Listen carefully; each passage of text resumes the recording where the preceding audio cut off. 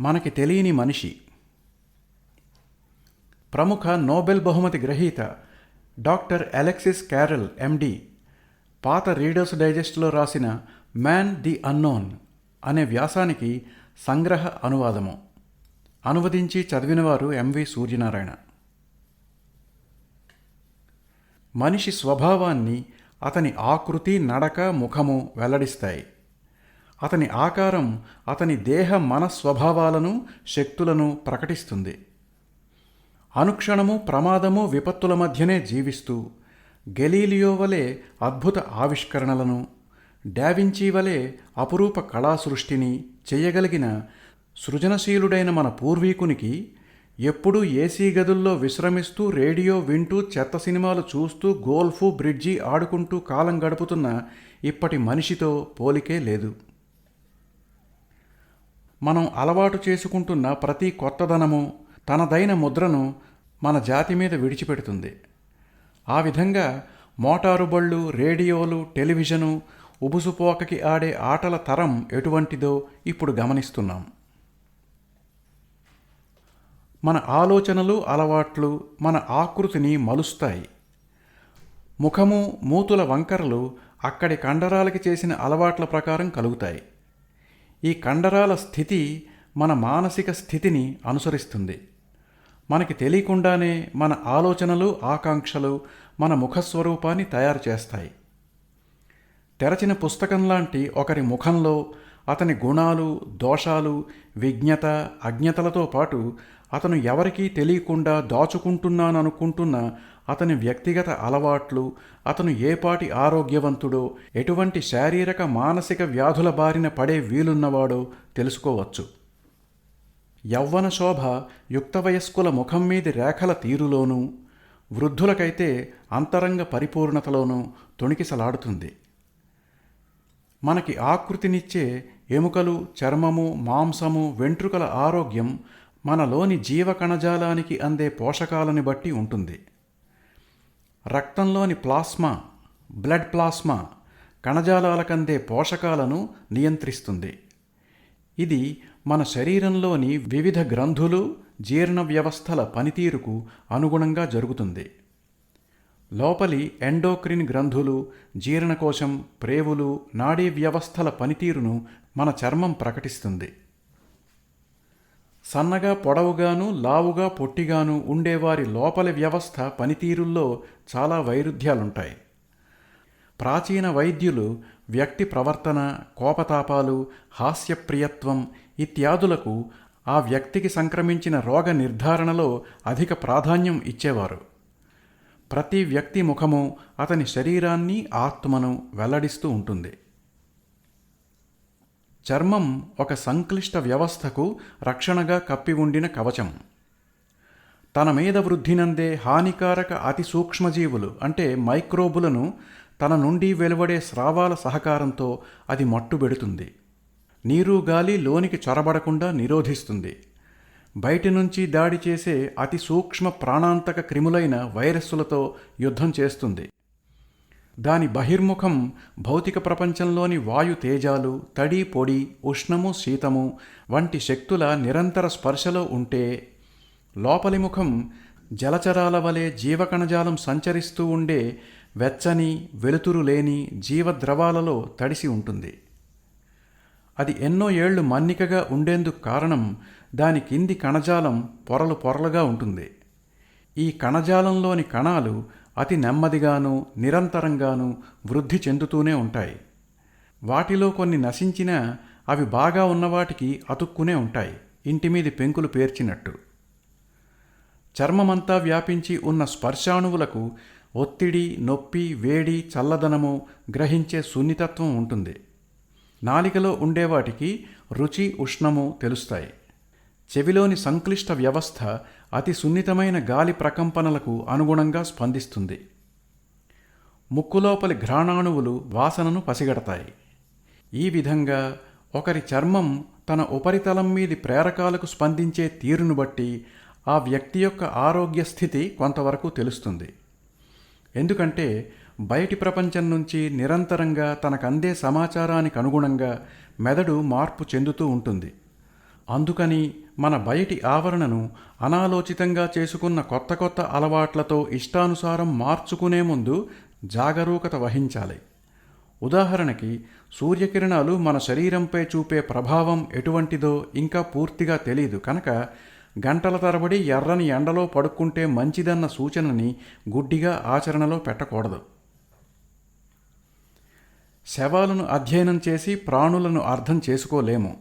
కారణం, మృతదేహంలోని కణజాలానికి ప్రసరించే రక్తం అందించే పోషకాల సరఫరా నిలిచిపోతుంది.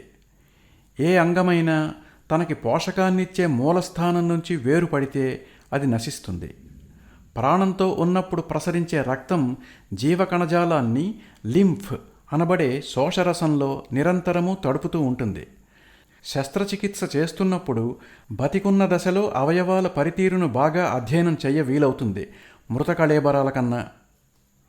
జీవకణాల అధ్యయనం వాటిని సజీవంగా ఉంచిన మాధ్యమం అంటే మీడియంతో కలిసి చెయ్యాలి కానీ దాని నుంచి వేరు చేసి కాదు. మాధ్యమం వల్ల అవి మారుతూ ఉంటాయి, వాటి వల్ల మాధ్యమము మారుతూనే ఉంటుంది. కణజాలము వాటిని కలిగి ఉన్న మాధ్యమము వేరుపడి మనలేవు. రక్తంలో వేల బిలియన్ల ఎర్ర రక్త కణాలు, తెల్ల రక్త కణాలు ఉంటాయి. ఇవన్నీ ప్లాస్మా అనే ద్రవంలో తేలియాడుతూ ఉంటాయి. రక్తం ప్రతి జీవాణువుకు అవసరమైన పోషకాలను, అదే సమయంలో అవి వదిలిన వ్యర్థాలను తీసుకుపోయే వాహకంగా ఉంటుంది. ఇంకా దానిలో పాడైన కణజాలాన్ని బాగు చేసేందుకు అవసరమైన రసాయనాలు ప్రవహిస్తూ ఉంటాయి. ఈ విధులు నెరవేర్చే రక్త ప్రసారం తన ప్రవాహంలో పడిపోయిన చెట్టు చేమలను తనతో తోడుకుపోతూ అక్కడక్కడ కోతపడిన గట్లను, ఇళ్లను రిపేరు చేసే వరద ప్రవాహాన్ని తలపిస్తుంది.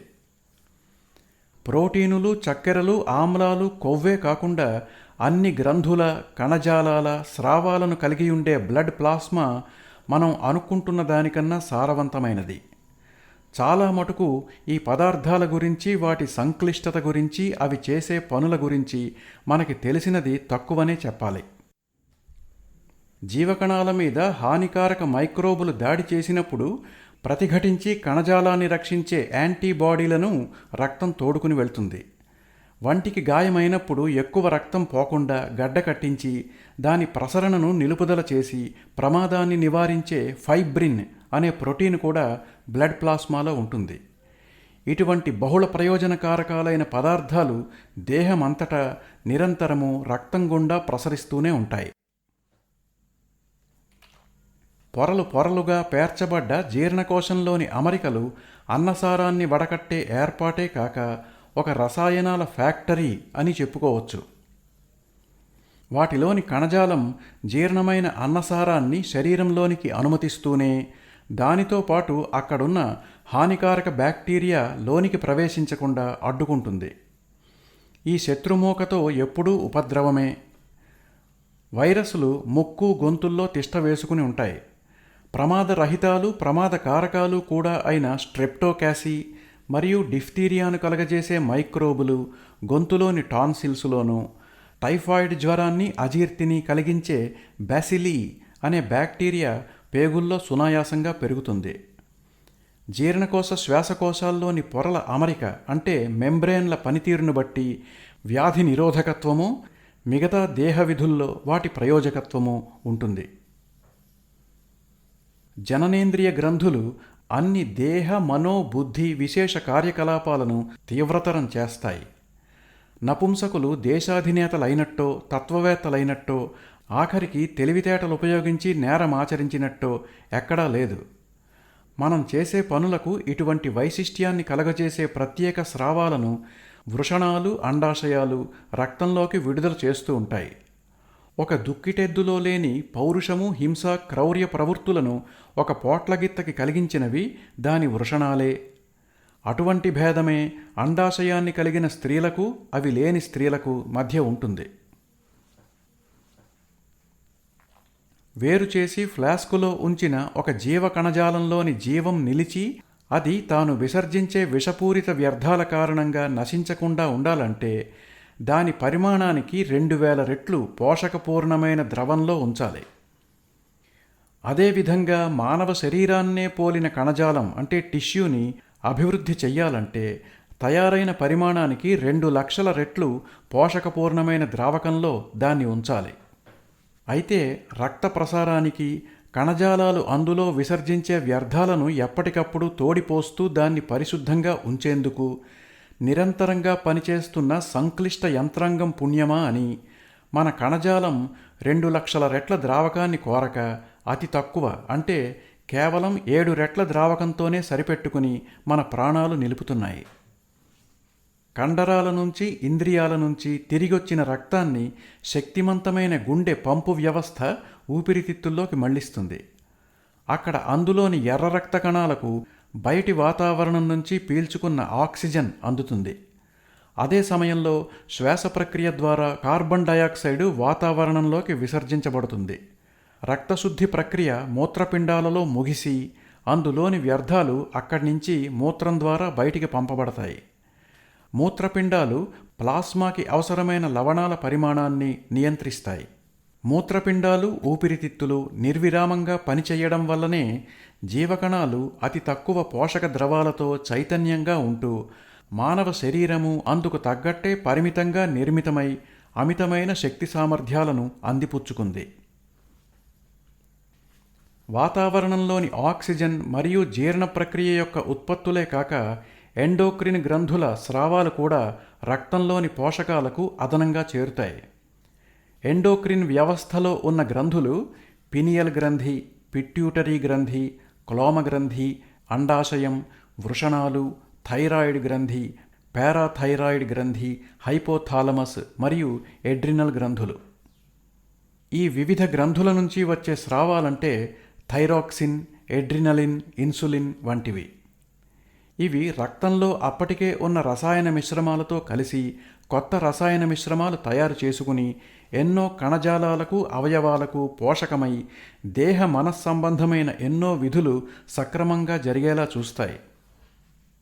అంటే ఒక వస్తువు తనను వాడుకుని తననే కొత్తగా సృజించుకుని వృద్ధి చెందడం అన్నమాట. సంకల్పబలాన్ని ఉపయోగించుకుని సంకల్పబలాన్ని పెంచుకున్నట్టు ఇంధనంతో నడిచే యంత్రంలో కదిలే భాగాలు కొత్త ఇంధనాన్ని తయారు చేసినట్టు దానివల్ల మిగతా భాగాలు పనిచేసి ఇవన్నీ కలిసి తయారు చేసిన సరికొత్త ఇంధనం మునపటి ఇంధనంలో కలిసి దాన్ని మరింత శక్తివంతం చేస్తూ అదే సమయంలో యంత్రాన్ని నడిపేవారి బుద్ధి కుశలతను పెంచినట్టు దేహము నిలిచేందుకు దాని అన్ని ప్రక్రియలు సక్రమంగా జరగడానికి ఈ గ్రంథుల పనితీరే కారణం. సూక్ష్మావయవాల పనితీరుకు దీటుగా వాటిని కలిగియున్న స్థూలావయవాలది ఉంటుంది. ఉదాహరణకి అస్థిపంజరం అనేది శరీరానికి ఆకృతినిచ్చేందుకే కాదు, రక్త ప్రసార క్రియ, శ్వాసక్రియ, జీర్ణక్రియలకు అనుబంధంగా తన ఎముకల్లోని మూలుగా అంటే బోనుమారో సహాయంతో అది లూకోసైట్లను, ఎర్ర రక్త కణాలను ఉత్పత్తి చేస్తుంది. కాలేయం అంటే లివర్ బైల్ అంటే పైత్యరసాన్ని విడుదల చేస్తూ మైక్రోబులను, విష పదార్థాలను సంహరిస్తుంది. గ్లైకోజనును నిల్వ చేసుకుని దేహమంతటా జీవక్రియకు అవసరమైన చక్కెర నిల్వలు తగు మోతాదులో ఉండేలా నియంత్రిస్తుంది. రక్తం గడ్డకట్టడాన్ని నిరోధించే హెపారిన్ను తయారు చేస్తుంది. ఇదే విధంగా క్లోమగ్రంథి అంటే ప్యాన్క్రియాస్, సుప్రారీనల్ లేదా ఎడ్రినల్ గ్రంథులు, పొట్టభాగానికి దగ్గరగా ఉండే స్ప్లీను ఒక్క పనికే పరిమితం కాక బహుళ విధులను నెరవేరుస్తూ జీవక్రియ క్రమబద్ధతకు పాటుపడతాయి. ఇంకోటి, ఒక అవయవపు పని పరిధి అదున్న చోటుకే పరిమితం కాదు, అది వెలువరించే జీవస్రావాలు ఎంత దూరం ప్రయాణిస్తాయో అంత దూరము దాని పరిధిలో ఉన్నట్టే. ఆ లెక్కన ప్రతి అవయవం పరిధి దేహమంతా విస్తరించి ఉంటుంది. వృషణాలు రక్తంలోకి వదిలే స్రావాలు నీలిరంగులో ఉంటే అవి కలిగిన పురుషుడు నీలిరంగులోనే ఉంటాడు.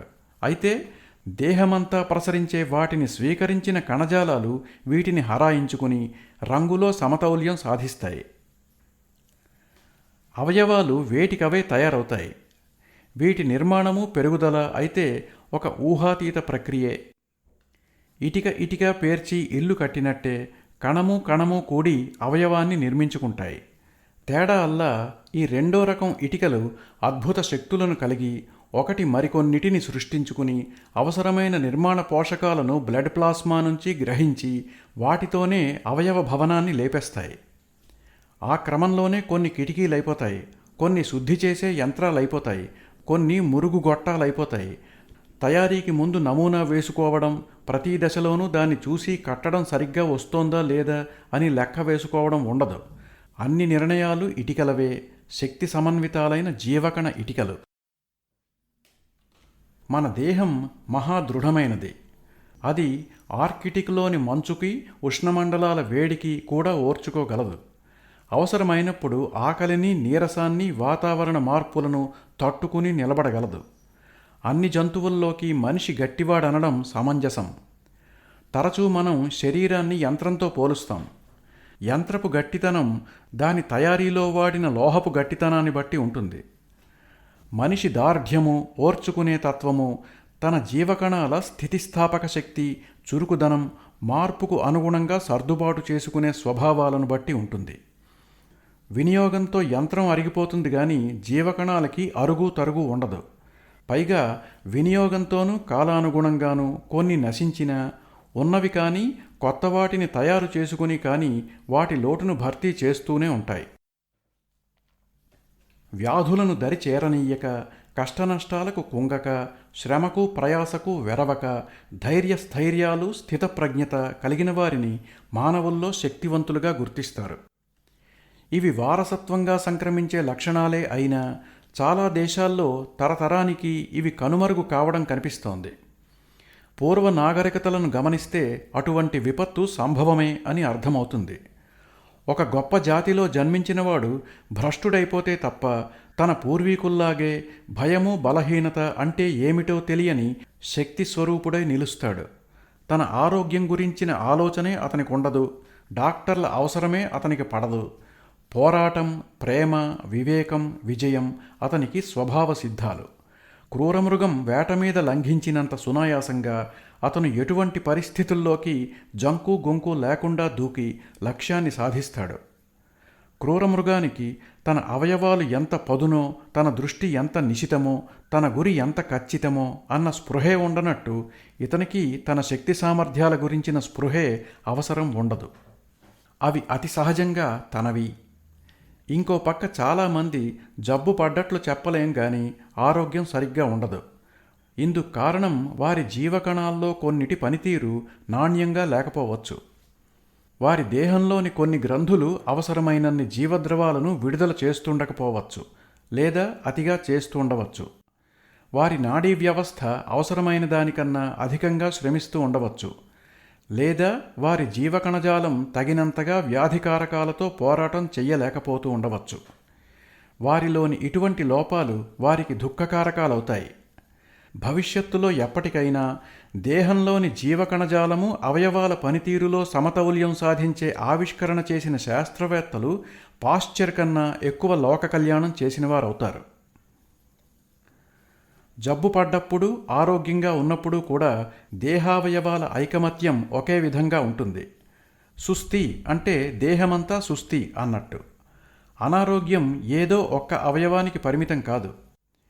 శరీర నిర్మాణం అంటే ఎనాటమీకి సంబంధించిన కొన్ని పాత సిద్ధాంతాలను పట్టుకుని ఇప్పటి వైద్యులు దేహాన్ని భాగాలుగా చేసి ఒక్కో భాగానికి ఒక్కో వైద్య విభాగాన్ని తయారు చేసుకున్నారు. కానీ దేహం అంతనూ, అలాగే ఒక్కో భాగాన్ని పరిపూర్ణంగా తెలిసి అర్థం చేసుకోగల వైద్యులే చికిత్స చేయగల సమర్థులు. దేహమంతను, అన్ని గ్రంథులు, కోశాలు, స్రవించిన జీవస్రావాలను మెదడు కేంద్రస్థానం అంటే సెరెబ్రల్ సెంటర్ కలిగి ఉంటుంది. ఆ విధంగా ప్రతి అవయవము సెరెబ్రల్ కార్టెక్స్ అని పిలువబడే పెద్ద మెదటి నియంత్రణలో ఉన్నట్టు.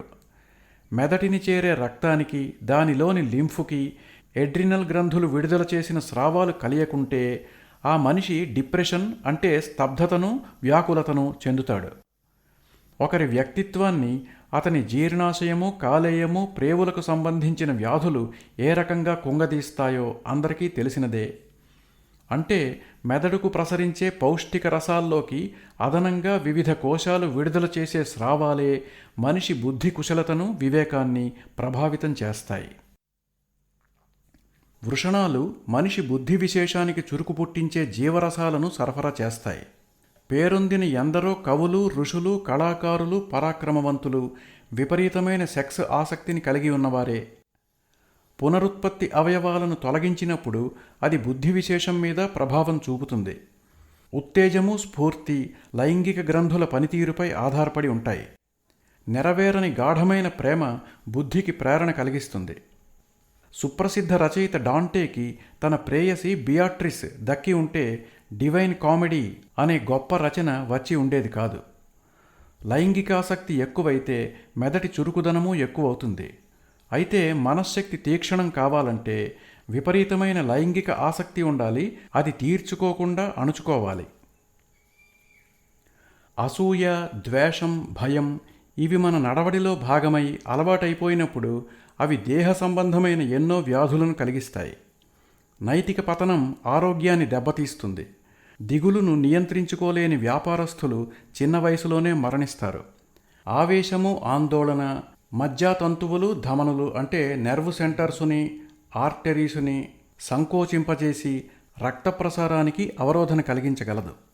ఆందోళన, ఆవేశం రక్తపోటు వంటి ప్రాణాంతక పరిస్థితులను తెచ్చిపెట్టడం మనకు తెలిసినదే. ఉల్లాసంలో ముఖవర్చస్సు తేజరిల్లుతుంది, భయంలో పాలిపోతుంది. మన మదిలోని భావనలకు అనుగుణంగా వివిధ అవయవాల స్రావాలు హెచ్చడమో తగ్గడమో, పూర్తిగా నిలిచిపోవడమో జరుగుతుంది. దిగ్భ్రమలు, దిగ్భ్రాంతులు రక్త ప్రసారంలో మార్పులు తెస్తాయి. కొన్ని రకాల ఆలోచనలు ఇంద్రియాలను దెబ్బతీసేవిగా ఉంటాయి. నిలకడలేని ఆధునిక జీవనపు ఒత్తిడి, అలజడులతో మనం చేసే ఆలోచనల వల్ల నాడీ, జీర్ణ వ్యవస్థల పనితీరు చెడి, పోషకాల తయారీ నిలిచిపోయి పేగుల్లోని హానికారక మైక్రోబులు రక్త ప్రసారంలో కలుస్తాయి. మూత్రపిండాలు, కోశాలలోని ఇన్ఫెక్షన్లకు మానసిక, నైతిక అసమతౌల్యం కారణమవుతుంది. జీవన విధానం ఇంత సంక్లిష్టంగా లేని పాత రోజుల్లో ఇటువంటి సమస్యలు ఎరగరు. ఇంత అలజడిలోనూ ప్రశాంతంగా ఉండగలిగిన వారిని నాడీ, ఇంద్రియ వ్యవస్థల రుగ్మతలు దరిచేరవు. మన ఆవిష్కరణలు, ఆందోళనలు, ఆరాధనలు, అపేక్షలు జనించేది కేవలం మెదడు నుంచే కాక పూర్తి దేహం నుంచేనని గుర్తుపెట్టుకోవాలి. మానసిక స్థితి అభ్యాసంతో మెరుగుపడుతుంది. ఆరోగ్యకరము, హేతుబద్ధము అయిన ఆలోచనలు అలవాటు చేసుకుని వివేక జ్ఞానాన్ని సరైన మార్గంలో నడపాలి. పుట్టినప్పుడు అందరి బుద్ధి విశేషము ఒకే స్థాయిలో ఉండదు. అయితే అది ఎంత ఉన్నా కార్యకుశలత సాధించాలంటే దానికి నిరంతరము పరిశ్రమ, వ్యాయామం ఉండాల్సిందే. ఆలోచనల్లో హేతుబద్ధత, తర్కజ్ఞాన అభ్యాసం, తలపుల్లో క్రమశిక్షణ, వస్తువుల నిశిత పరిశీలన ఇటువంటివి మనశ్శక్తిని వృద్ధి చేస్తాయి.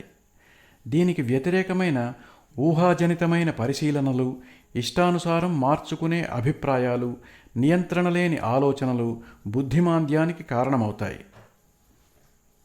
జీవన శైలి, ఆహార విహారాదుల్లోని కొన్ని అలవాట్లు కూడా మానసిక అభివృద్ధిని ప్రభావితం చేస్తాయి.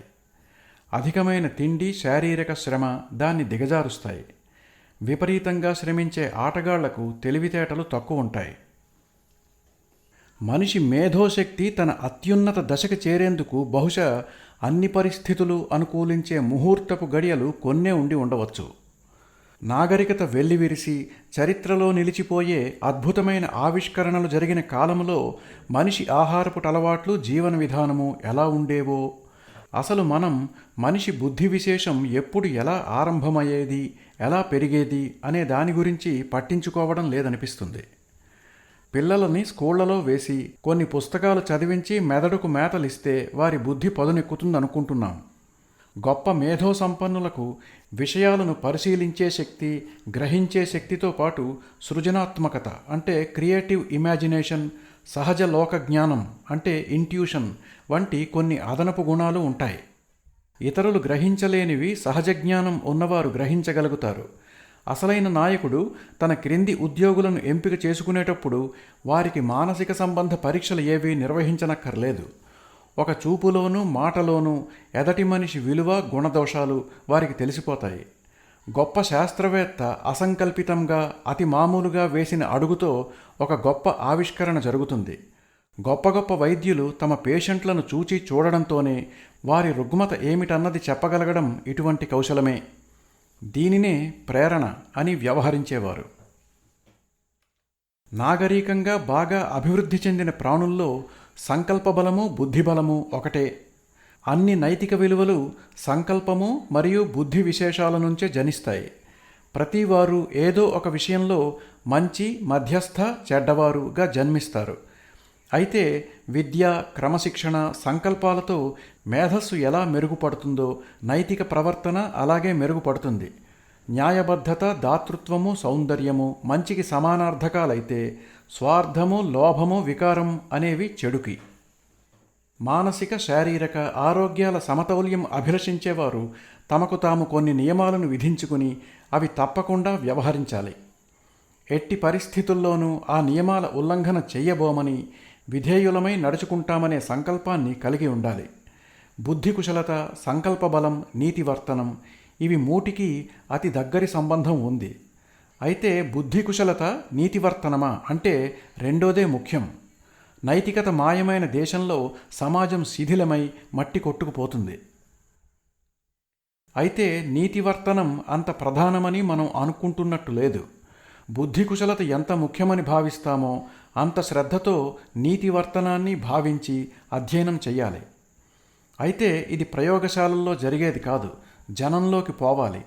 నైతికత కూడా ఒక శాస్త్రమే, విజ్ఞాన శాస్త్ర పరిధిలో అభ్యసించి ఆచరించాల్సిన ముఖ్యమైన శాస్త్రం. నీతి నియమబద్ధుడైన ఒక సజ్జనుడు మనతో అతి మామూలుగా మాట్లాడినా ఎవరు చెప్పకుండానే అతని సంస్కారము, సజ్జనత్వము మనకి ప్రస్ఫుటంగా కనిపిస్తాయి. నైతిక సౌందర్యం సూర్యకాంతిలాగా కప్పిపుచ్చలేనంత ప్రకాశమానం. అది అనుభవమైన వారికి అది ఎప్పటికీ మరపు రాదు.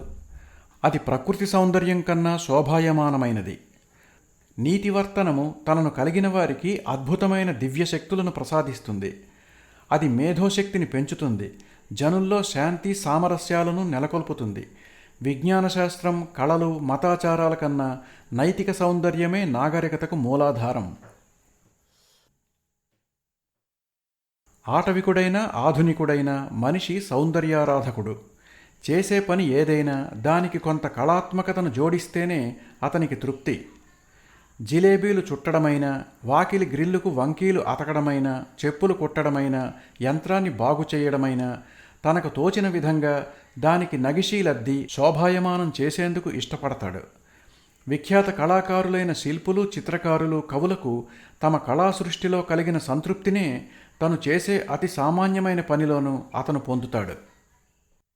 అయితే ఆధునిక యాంత్రీకరణ నేపథ్యంలో ప్రతి కార్మికుడు ఒక వస్తువును పూర్తిగా సృజనను జోడించి కళాత్మకంగా తయారు చేసే స్వేచ్ఛ లేక తనకప్పజెప్పిన దానిలోని ఒక ముక్కను మాత్రం చేసి తన కళాపిపాసను లోలోపల అణుచుకుంటున్నాడు. ఈ విధంగా మనసును అణుచుకుని మరలాగా నడవమని మనిషికి నేర్పిన ఆధునిక పారిశ్రామిక సమాజం ఒక పెద్ద తప్పునే చేస్తోంది. ఎందుకంటే ఇది సహజమేనని, ఆధునిక జీవన శైలిలోని గజిబిజికి అలవాటు పడ్డట్టే కర్మాగారాల్లో యంత్రాల మధ్య యంత్రాల్లా నెట్టుకొచ్చేందుకు అలవాటు పడి ఎవరూ దీనిని వ్యతిరేకించడం లేదు. ఈ పరిస్థితుల్లో ఏ లేశమాత్రమో కళాపిపాసను నిలుపుకొని చేస్తున్న గొడ్డు చాకిరీలోనూ ఎంతో కొంత సృజనను జోడించి తృప్తిపడేవారు కేవలం తిండి సంపాదించుకునేందుకే పనిచేసే మరమనుషుల కన్నా కాస్త ఎక్కువ ఆనందాన్ని పొందుతారు. ఆధునిక జీవన శైలిలో ఆధ్యాత్మిక, పారమార్థిక దృష్టికోణం మసకబారిపోయింది. చాలామందికి చర్చి అంటే చనిపోయిన వారి జ్ఞాపకాలను భద్రపరిచే మ్యూజియం అయిపోయింది.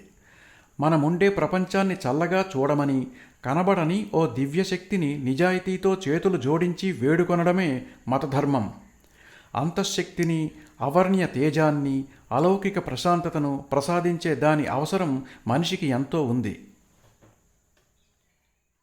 తన దేహాన్ని నిర్మించిన పదార్థాలతో పోలిస్తే మనిషి ఎక్కువ కాలం బతుకుతాడు. మనిషి దేహం క్షణక్షణానికి మారిపోతూ విచ్ఛిన్నమైపోతున్న అతి మృదువైన కణ పదార్థంతో నిర్మితమై ఉంటుంది.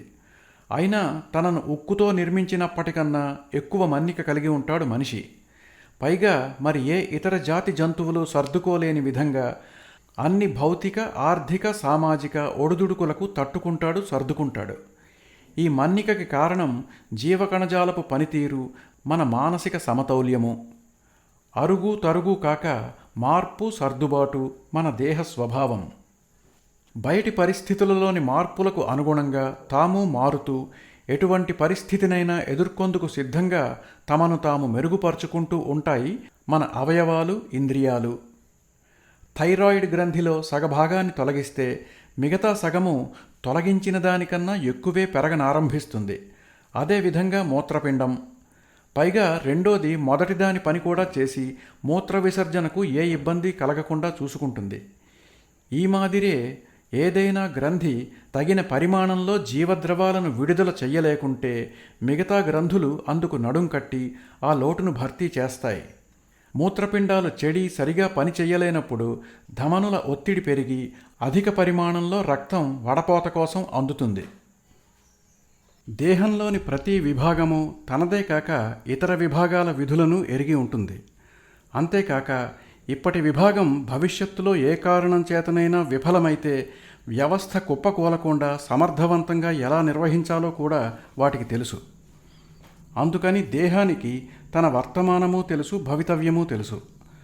గర్భధారణ పూర్తయి నెలలు నిండుతాయనే సమయానికి జననావయవాల్లో స్రావాలు అధికమవుతాయి, త్వరలో బయటపడబోయే బిడ్డ మార్గాన్ని సుగమం చేసేందుకు. అదే సమయంలో క్షీరగ్రంథుల్లోని పాల ఉత్పత్తి పుంజుకుంటుంది, బిడ్డ పోషణకి ఏ లోపము లేకుండా. త్వరలో జరగబోయే సంబరానికి నిశ్శబ్దంగా జరిగిపోయే ముందస్తు ఏర్పాట్లు ఇవన్నీ. గర్భంలోని పిండం ఎదుగుదలకు అనుగుణంగా జీవకణాలు, అవయవాలు భవిష్యత్తు కార్యాచరణను అమలు చేస్తాయి. ఉదాహరణకి కంటిలోని వివిధ భాగాలు భవిష్యత్తు అవసరాలకు అనుగుణంగా ముందు నుంచే రూపుదిద్దుకుంటాయి. మెదడు తనలో ఒక భాగాన్ని దృశ్యనాడి రెటీనాగా బయటికి పంపుతుంది. రెటీనాను ఆవరించుకున్న చర్మం పారదర్శకమైపోయి కార్నియాను, స్ఫటిక కటకాన్ని రూపొందించి ఇవన్నిటి అమరికతో మనం కన్ను అని వ్యవహరించే ఒక మహాద్భుత దృశ్య యంత్రాన్ని నిర్మిస్తాయి. రెటీనా ఈ విధంగా చర్మాన్ని కటకంగా తయారు చేసి బాహ్య వస్తువుల ప్రతిబింబాలను కంటి నాడుల మీద ముద్రించే ప్రక్రియ ఏమిటో, కటకానికి ముందున్న ఐరిస్ ఎదటి వస్తువు తీక్షణతని బట్టి విస్తార సంకోచాలు అయ్యే సామర్థ్యమున్న డయాఫ్రముగా ఎలా రూపాంతరం చెందుతుందో, ఇంకా కంటికి వస్తువుకు మధ్య ఉన్న దూరాన్ని బట్టి కటకం అంటే లెన్స్ తన స్వరూపాన్ని, పరిమాణాన్ని ఏ విధంగా సర్దుబాటు చేసుకుంటుందో, ఈ వివిధ ప్రక్రియల అన్యోన్య సంబంధం వివరణకు అందనిది. దెబ్బ తగిలి రక్తస్రావం జరుగుతున్నప్పుడు వివిధ అవయవాల మధ్య సహకార వ్యవస్థ మనకి తెలుస్తుంది. ముందుగా రక్తం కారే చోట నాళికలన్నీ సంకోచిస్తాయి.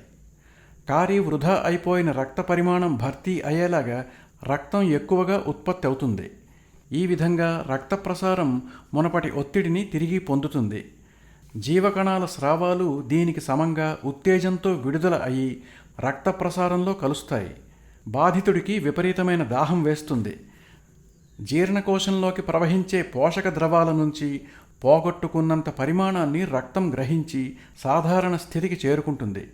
వివిధ అవయవాల్లోని మిగులు రక్త కణాలు గాయం ద్వారా కలిగిన లోటును భర్తీ చేస్తాయి. ఇలా ఖర్చయిపోయిన రక్త కణాలను ఎముకల్లోని మూలుగా మళ్లీ తయారు చేసి ఎక్కడి నిల్వలను అక్కడ మళ్లీ ఉంచుతుంది. తద్వారా గాయం వల్ల నష్టపోయిన రక్తము, దాని అనుబంధ వ్యవస్థలు ఓ పద్ధతి ప్రకారం అదుపులోకి వస్తాయి. ఇలా అన్ని అవయవాలు ఒక గాయం చేసిన నష్టాన్ని పూడ్చేందుకు నడుం కట్టి అవసరమైన సహాయ సహకారాలను అందిస్తాయి.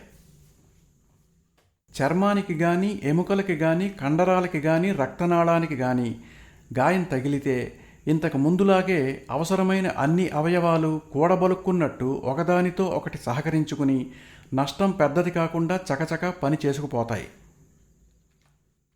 ఒక రక్తనాళం తెగిపోతుంది, రక్తం ధారగా కారిపోతూ ఉంటుంది. తగ్గిపోయిన రక్తానికి అనుగుణంగా రక్త ప్రసారపు ఒత్తిడి తగ్గిపోతుంది. బాధితునికి స్పృహ కోల్పోతున్నట్టు అనిపిస్తుంది. రక్తం కారడం తగ్గనారంభిస్తుంది. గాయం తగిలిన చోట ఫైబ్రిన్ తయారవుతుంది. అది రక్తస్రావాన్ని అరికడుతుంది. తర్వాతి రోజుల్లో లూకోసైట్లు, జీవకణాలు కలిసి ఫైబ్రిన్ ఉన్న భాగం మీద దాడి చేసి తెగిన ప్రాంతంలో కొత్త చర్మాన్ని తయారు చేస్తాయి. ఏ అవయవమైనా విరిగిపోయినప్పుడు అక్కడ విరిగిపోయిన ఎముకల సూదిమొనలు కండరాలని, రక్తనాళాలని తెగ్గొడతాయి. వాటి చుట్టూ ఫైబ్రిన్ పేరుకోవడం ఆరంభిస్తుంది. రక్త ప్రసారం పుంజుకుని మామూలు స్థితికి చేరుకుంటుంది. విరిగిన ప్రాంతం వాస్తుంది. తెగిపోయి నష్టపోయిన భాగాన్ని భర్తీ చేసేందుకు అవసరమైన పోషక జీవకణ వనరుల సమీకరణం మొదలవుతుంది. అన్ని వ్యవస్థలు ఈ మరమ్మత్తు ప్రక్రియలో నిమగ్నమవుతాయి. జీవకణాలు అవసరమైన రూపం ధరించేందుకు తయారుగా ఉంటాయి. ఉదాహరణకి గాయం ప్రాంతంలోని కొంత మాంసం కార్టిలేజ్ అంటే మృదులాస్థిగా రూపొందుతుంది. ఈ కార్టిలేజ్ క్రమక్రమంగా గట్టిపడి ఎముకగా మారుతుంది. ఈ పరివర్తన ప్రక్రియలో ఎన్నో రసాయనిక, ప్రసార, నిర్మాణ వ్యవస్థలు పరస్పర సహకారంతో పనిచేస్తాయి. ఈ విధంగా గాయమైన చోట పైకి పోయే రక్తం ఇలా పునర్నిర్మాణ కార్యాచరణని కలిగిస్తుంది. ప్రతి ప్రక్రియ దాని ముందటి ప్రక్రియను అనుసరిస్తూ. ఈ ప్రక్రియల జ్ఞానంతో ఆధునిక చికిత్సా విధానం అభివృద్ధి అయింది. దేహం లోపలి సర్దుబాట్లు ఎలా జరుగుతున్నాయో అనే అవగాహన లేకుంటే సర్జన్లు గాయాలను నయం చేయగలిగేవారు కారు. వారి చికిత్సలు శరీరం మీద ఏ ప్రభావము చూపించేవి కావు. అయితే చాలా మటుకు వ్యాధికారకాలు లోపలి మార్పులకు అనుగుణంగా సర్దుబాటు అయినా కొన్ని మాత్రం కావు. వాటిలో ఒకటి సిఫిలిస్. అలాగే దాన్ని వదిలేస్తే కొన్నాళ్లకి తన బాధితుడిని విడిచిపెట్టి పోయేది కాదది. అది చర్మంలోనూ, రక్తనాళాల్లోనూ, ఎముకల్లోనూ తిష్ట వేసుకుని ఉంటుంది. జీవ కణజాలం కానీ, అనుబంధ సహజ ప్రక్రియలు కానీ దాన్ని తరిమి కొట్టలేవు. దీర్ఘకాల చికిత్సతోనే అది వదిలిపోయేది. అలాగే శరీరంలోని అవయవ యంత్రాంగము, సహజ ప్రక్రియలు క్యాన్సర్ మీద కూడా ఏ ప్రభావము కలిగించలేవు. ట్యూమర్లు అనబడే కణుతులు మిగతా జీవకణాల్లాగే ఉండి అవి కలిగినప్పుడు జీవ ప్రక్రియకి ఏమీ తెలియదు. అవి లోపల పెరుగుతున్నప్పుడు కూడా మన మధ్య ఎవరి కొత్తవారు అన్న అనుమానము వాటికి రాదు. బాగా పెరిగి ఏ రక్తనాళాన్నో, నరాన్నో సంకోచింపచేయడమో, జీవకణాలనో, ఒక ఉపయుక్తమైన అవయవాన్నో నాశనం చేసినప్పుడో వాటి లక్షణాలు బయటపడతాయి. పూర్వకాలంలో దేహం లోపలి సర్దుబాటు, స్వస్థత ప్రక్రియలు సవ్యంగా ఉండి ఢక్కాముక్కీలు తినే సామర్థ్యం ఉన్నవారే బతికి బట్ట కట్టేవారు. కానీ ఆధునిక నాగరిక సమాజపు పరిశుభ్ర వాతావరణం, ఆరోగ్యకర జీవన విధానం, హాస్పిటళ్ళు, డాక్టర్లు, నర్సులు, మందుల సహాయంతో అతి బలహీనులు కూడా ధీమాగా బతకగలుగుతున్నారు. ఈ దుర్బలులు, వారి వారసులతో ఒక బలహీనమైన జాతి వృద్ధినందుతోంది. మనం ఈ కృత్రిమ ఆరోగ్య విధానాలకి స్వస్తి చెప్పి ప్రకృతితో సామరస్యం కలిగిన ఆరోగ్య విధానాన్ని అనుసరించడం మంచిది. దేహంలోని సహజంగా, సజావుగా జరిగే జీవ ప్రక్రియలు అన్ని భాగాల పనితీరును సరిగ్గా జరిగే విధంగా ప్రేరేపిస్తాయని నా అభిప్రాయం. మనిషి అత్యున్నతమైన అభివృద్ధి సాధించాలంటే అతను ఎండలో ఎండాలి, వానలో తడియాలి, చలికి వణకాలి, సుష్టుగా మెక్కాలి, ఆకలితో నకనకలాడాలి, కూడు గూడు తన రెక్కల కష్టంతో సంపాదించుకోవాలి. శరీరానికి అలసట, విశ్రాంతి, కష్టం, సుఖం, ప్రేమ, ద్వేషం వంటి ద్వంద్వాలను మనస్ఫూర్తిగా అనుభవించే శిక్షణ ఇవ్వాలి. విపరీతంగా అలసిపోవాలి, విలాసంగా విశ్రమించాలి. ఎప్పుడూ శ్రమతో కూడిన పోటీ పడుతూనే ఉండాలి, సాటివారితోనైనా తనతోనైనా. అటువంటి జీవితం కోసమే అతను సృష్టించబడ్డాడు. లోపల పడే దేన్నైనా అరగగొట్టేందుకే జీర్ణాశయం సృష్టించబడినట్టు. బయటి పరిస్థితులకు అనుగుణంగా సర్దుబాటు చేసుకుపోయే తన లోపలి వ్యవస్థ ఎంత చురుగ్గా ఉంటే మనిషి అంత ఉత్సాహవంతుడై ఉంటాడు. ఆధునిక మానవుడి చర్మానికి ప్రచండమైన గాలి దెబ్బ ఏమిటో తెలీదు. అది తనను తాను మంచు నుంచి, వాన నుంచి, ఎండ నుంచి కాపాడుకునే ప్రయత్నం ఎప్పుడూ చెయ్యలేదు. అదే పూర్వకాలపు మనిషికైతే రక్తము, ఇతర దేహరసాల ప్రసార వ్యవస్థకి బయటి ఉష్ణోగ్రతలోని హెచ్చుతగ్గులకు తగినట్టు స్పందించే పని చేతి నిండా ఉండేది. ఇప్పుడు అత్యవసరమైన జీవ ప్రక్రియలన్నీ పని మానేసి విశ్రాంతి తీసుకుంటున్నాయి. మనిషి ఆత్మబలం పెరిగి అతను నీతిమంతుడు, సాహసవంతుడుగా ఎదగాలంటే అతనికి గడ్డు పరిస్థితులు, బాధ్యతల బరువులు ఉండాలి. బడికెళ్లే పిల్లలకి కూడా ఎక్కడ కందిపోతారోనని అవసరాన్ని మించిన సదుపాయాలు అమర్చిపెట్టకుండా సుఖపడాలంటే కష్టపడాల్సిందే అని తెలియచెప్పాలి. క్రమశిక్షణ అలవాటైన పిల్లల నాడీ వ్యవస్థ, ఎండోక్రిన్ గ్రంథులు, మెదడు చురుగ్గా పనిచేస్తాయి. దీనివల్ల దేహంలోని అన్ని ఇంద్రియాల మధ్య సహకారము పెంపొంది ఆ పిల్లలు ఎటువంటి సవాళ్లనైనా ఎదుర్కొనే శక్తి సామర్థ్యాలతో పెరుగుతారు. తిండి, సెక్సు, మద్యపానం, బద్ధకం, నిద్ర వంటి కోరికలు తీర్చుకునే తహతహ మనిషికి ఎక్కువ ఉంటుంది. అయితే అవి నిశ్శేషంగా తీరిపోతే అతను పతనమైనట్టే. ఈ ఇంద్రియ భోగాలన్నిటినీ జయించాలి. వాటిపై తన సంకల్పానిది పైచెయ్యి కావాలి. అవి కావాలనిపించినప్పుడు తను వద్దనాలి. పేదరికం మనిషిని, జాతిని నిర్వీర్యపరుస్తుంది. మిక్కుటమైన సంపద కూడా అంతే. రాజుకైనా పేదకైనా ఖాళీ సమయం ఎక్కువైతే పతనం మొదలైనట్టే. కూర్చుని ఆనందించే సినిమాలు, రేడియో, క్రీడలు వంటివేవీ దేహానికి, మెదడుకు చురుకునిచ్చేవి కావు. మనిషి అభివృద్ధికి 2 పరిస్థితులు ముఖ్యం. 1 ఏకాంతం, 2 క్రమశిక్షణ. ఓ సినిమా చూడాలని, ఓ టీవీ కార్యక్రమం చూడాలని, కొన్ని రకాల పుస్తకాలు, వార్తలు చదవాలని, ఇటువంటి కోరికలు కలిగినప్పుడు వాటి నుంచి మనసు తిప్పుకోవడం నేర్చుకోవాలి. ముఖ్యంగా నడి వయస్సులోనూ వృద్ధాప్యంలోనూ మానసిక, నైతిక నియంత్రణ కలిగి ఉండడం, మందితో పాటు పరుగులు తీసే స్వభావం వదులుకోవడం ఆవశ్యకం. శరీరము, మనసు శ్రమిస్తున్నంత వరకు ముసలితనం దరిచేరదు. దిగులుగా ఉన్నప్పుడు కానీ, వ్యాకులత చెందినప్పుడు కానీ ఆల్కహాలు, ఇతర మత్తు పదార్థాల కన్నా పని ఎక్కువ ప్రభావవంతం. నిష్క్రియగా కూర్చోవడం అన్ని రుగ్మతలకి మూలం. నిరంతరము చేసిన దేహ, బుద్ధి పరిశ్రమలే మనిషిని తీర్చిదిద్దుతాయి. పనే అన్ని దేహ, మానసిక వ్యవస్థల పనితీరుని సక్రమంగా నడిపేది.